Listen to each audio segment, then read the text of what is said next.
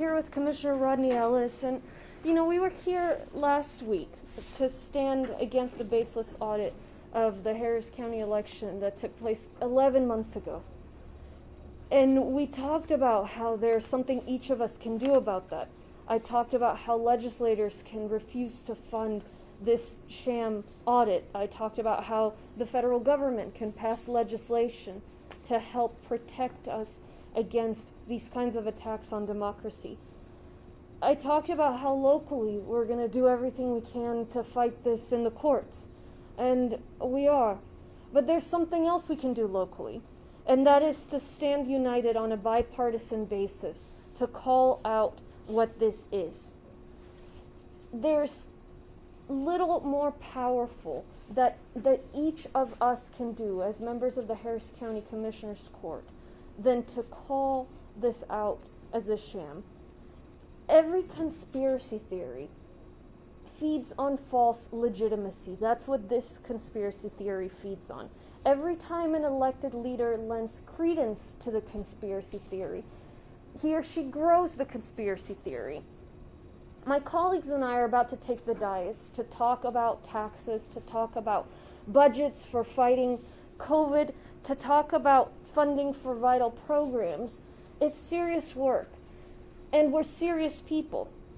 And we can't lend our credibility to something so obviously corrosive to the point that it's almost a parody. In Arizona, the audit was done by the cyber ninjas. It didn't find anything. The audit here was announced after President Trump asked for an audit, as if he were running the state. Its intention is to undermine faith in our election processes, which we in Harris County are very proud of. Its intention is to undermine confidence in our elections, and our job is to prevent that from happening. To pretend this kind of thing is okay is to threaten the integrity of elections. And so today I am asking that all of us on Commissioners Court take the powerful stance against this. Call this out for what it is, an affront to democracy. And that's why I'm proposing a resolution for adoption at court that acknowledges loud and clear that Harris County recognizes what a sham this is, and that Harris County opposes the supposed audit of the 2020 election in Harris County and 4 other major urban counties. These are baseless attempts to undermine trust in our democracy, and all of us have to fight that. I hope my colleagues join me. The same way this community has pride in voting, we take pride in looking after each other. Our civic pride is second to none, and that's why we have some of the best food banks in the nation. Throughout the pandemic, the food bank has been a critical resource for families. Private people have stepped up, volunteered and donated, and Harris County has stepped up as well. Since the summer of 2020, we've been providing support for the Houston Food Bank for labor, for warehouse operations, inventory management, funding requirements, all kinds of materials.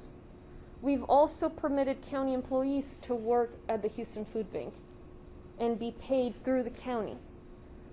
We've renewed that commitment to the food bank again and again since the early months of 2020. And today we are proposing funding to make an additional 11.7 million meals available through the Houston Food Bank, bringing the total to 47.5 million meals supported by Harris County during the pandemic. Additionally, all staff hired under the labor agreement for this funding will be Harris County residents.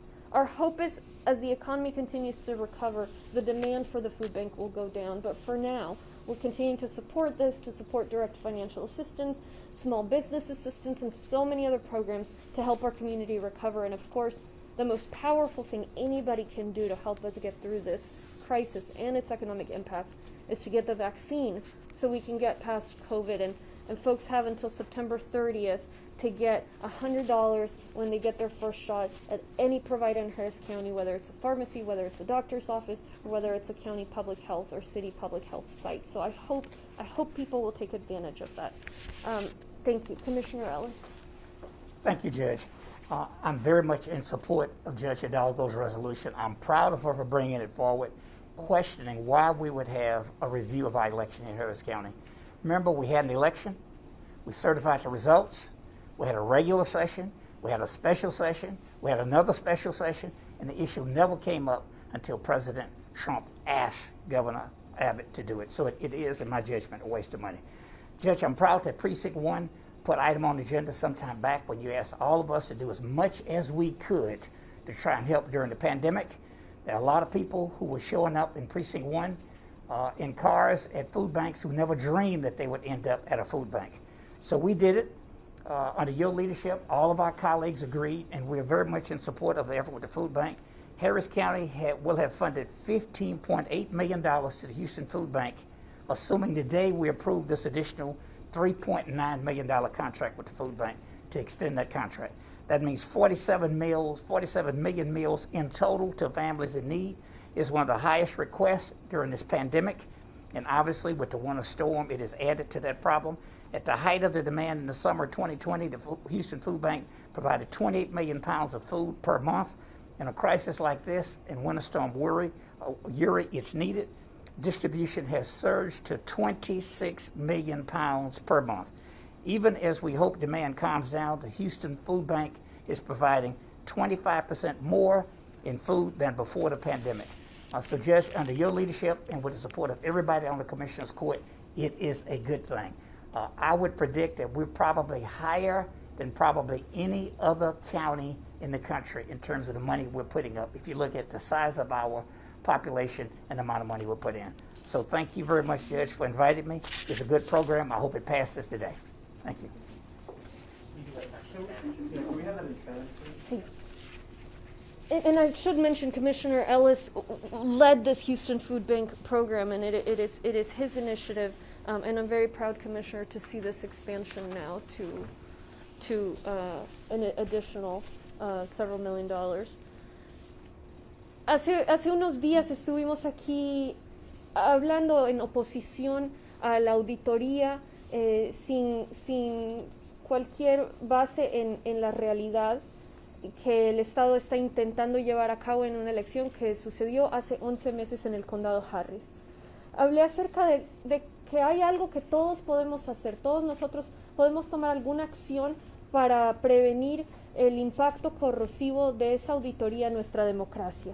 Los legisladores a nivel estatal pueden rehusar el ofrecer fondos para la auditoría, el gobierno federal puede pasar legislación para que se prevengan este tipo de auditorías falsas y otra legislación que cree obstáculos al derecho al voto. Y localmente podemos oponer la auditoría en las cortes, pero hay algo más que podemos hacer como líderes locales. Y eso es estar unidos en oposición, unidos de manera bipartidista, en oposición a esta auditoría.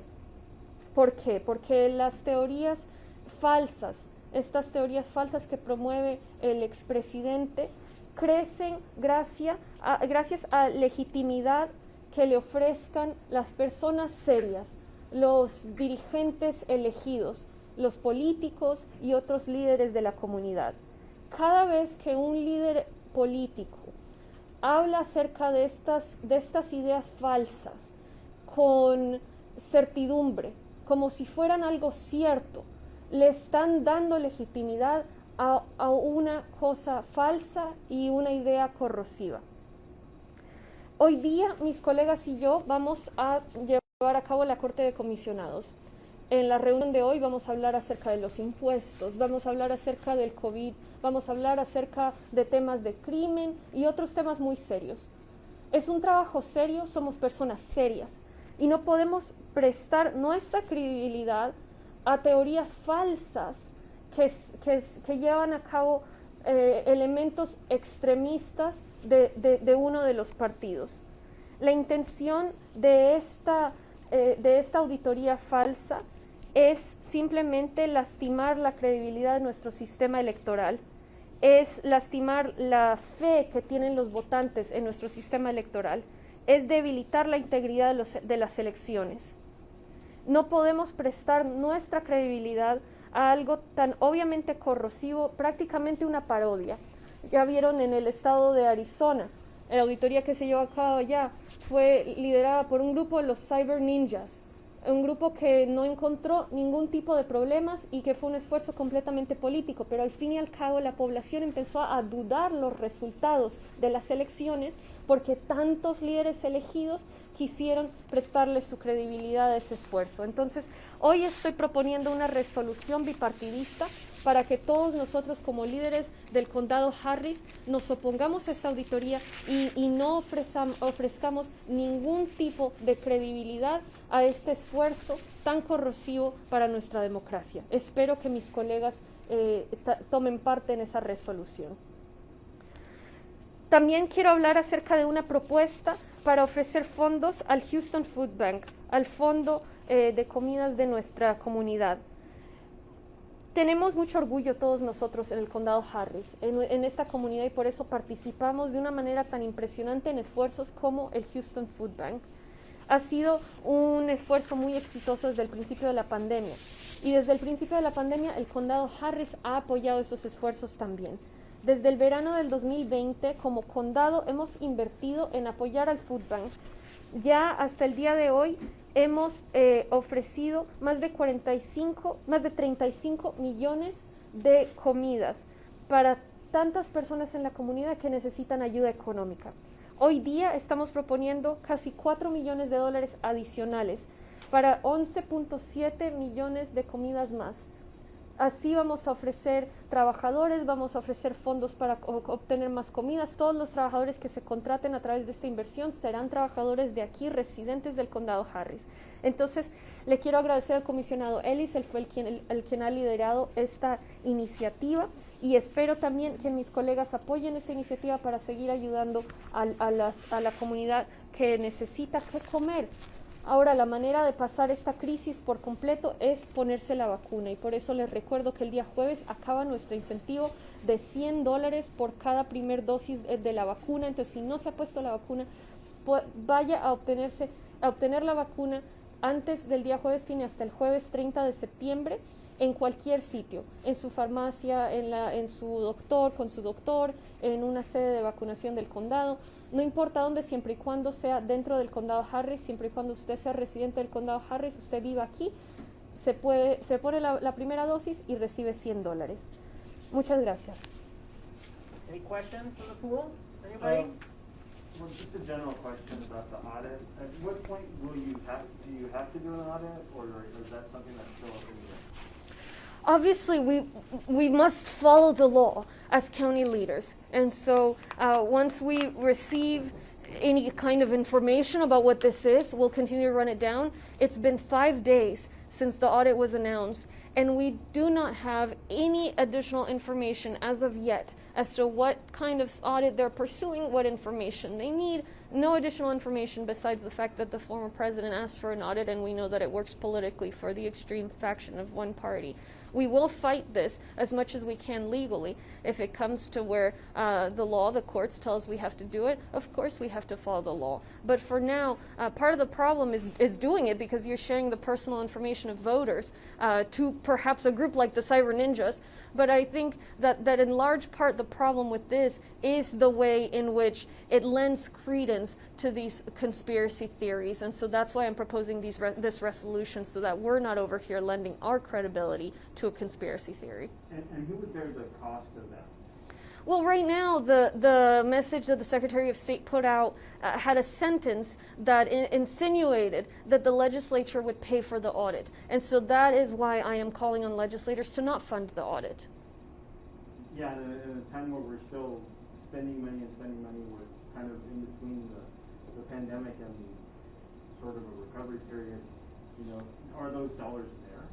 ultimately, you know, we're saying that these the Secretary of State, the state, really, Governor Abbott, is insinuating that the legislature will pay for this. But when I say the legislature, it's taxpayer dollars, right? It's taxpayer dollars that would go to a audit that is very clearly politically motivated, very clearly corrosive to the democracy that we all have built. And yeah, I mean, we're over here at the same time talking about how we need to offer funding for the food bank so that people can eat. So is this an appropriate use of funds? No. Is it an appropriate use of these legislators and elected officials' credibility? No, it's embarrassing. It's embarrassing. I mean, it really is a parody of itself. It's hard to believe that this is even a thing. And in general terms, it can't be cheap. I don't imagine it would be cheap to carry this out, and I will say, for example, in Arizona, there were additional costs beside the cost of the audit. The so-called cyber ninjas, they caused problems with some machines, to where some voting machines were having to be replaced to the tune of $3 or $4 million. And so, you know, it's been 11 months. It's unnecessary. Of course, any unnecessary use of taxpayer dollars is problematic, but particularly when you're lending credence to a conspiracy theory. All right, we got to run because court's starting. Sorry. Thank you. Thank you. All right, see you.